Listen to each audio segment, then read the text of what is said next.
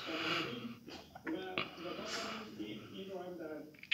مطالعه ما می‌بینیم که میگن کسانی که واکسن نمیزنن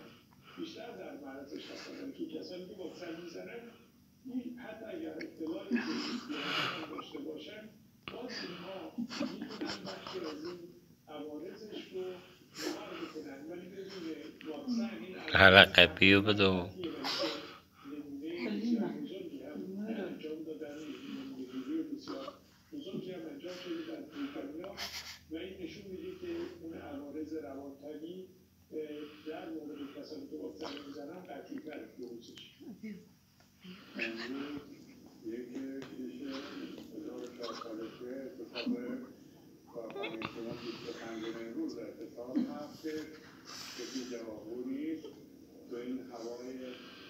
50 درجه و آلودگی بسیار شدید کارخانه سیمان کسی پاسخگو نیست